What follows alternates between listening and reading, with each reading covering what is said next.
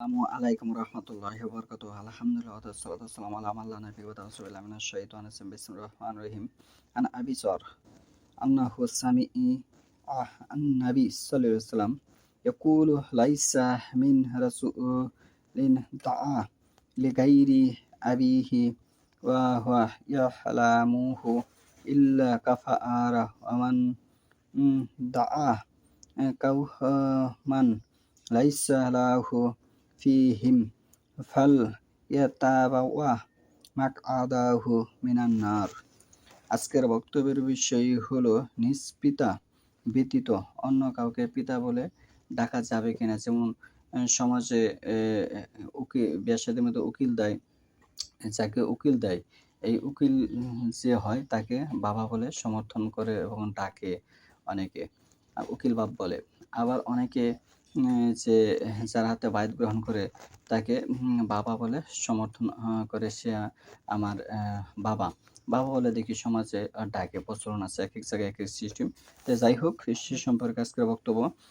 আমি যে হাদিসটা তেলাওয়াত করেছি সূরা বকরা 3 নম্বর খণ্ড 3508 নম্বর হাদিস। আবু যর রাদিয়াল্লাহু হতে বর্ণিত, নবী সাল্লামকে বলতে শুনেছেন, আবু যর রাদিয়াল্লাহু আনহু নবী সাল্লামকে বলতে শুনেছেন, কোন লোক যদি নিজ পিতার সম্পর্কে অবগত থাকা সত্ত্বেও অন্য কাউকে তার পিতা বলে দাবি করে, তবে সে আল্লাহর কুফরি করল।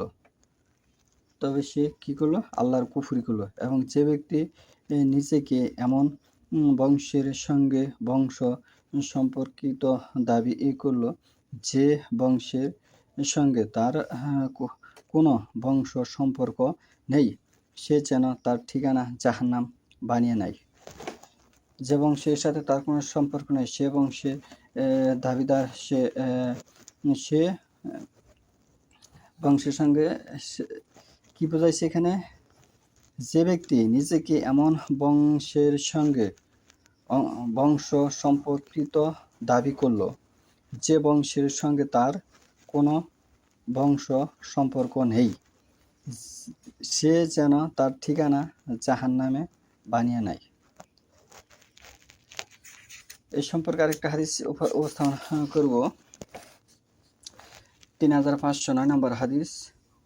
ইবনু আস-সাখা রাদিয়াল্লাহু বলেন যে নবী সাল্লাম বলেছেন, কোনো লোকের এমন লোককে পিতা বলে দাবি করা যে তার পিতা নয় এবং যা দেখেনি তা দেখার দাবি করা, এবং আল্লাহ রাসূল সাল্লাল্লাহু যা বলেনি তা তার প্রতি মিথ্যা আরোপ করা নিঃসন্দেহে বড় মিথ্যা। তাহলে দুইটা হাদিস দ্বারা স্পষ্ট হয়ে যায় যে বর্তমান প্রেক্ষাপটে সমাজে যেগুলো ঘটছে এগুলি একেবারেই হাদিস বিরোধী আমল মানুষ শতকরা 99 জনই করতেছে। এগুলো করার কারণ হচ্ছে ইসলামকে কুলুষিত করা এবং মানুষ ইসলাম সম্পর্কে না জানার কারণে এই পাপের দিকে মানুষ দাবি হচ্ছে। এবং সবচেয়ে বড় যে ভুলটা আমরা যেখানে সবচেয়ে আটকা পড়েছি, পশ্চিমাদের, ব্রিটিশদের শিক্ষাকারী এগুলো ওরিয়েন্টালিস্টদের জালেবিতে আমরা আটকা পড়েছি দিকে আমাদের এই সমস্যাটা হচ্ছে। ওখান থেকে বের হয়ে এসে ওই অনুসরণ করতে হবে, মানুষকে সঠিক দিন ধর্ম বোঝাতে হবে, ইহকাল এবং পরকাল রক্ষা করতে হবে।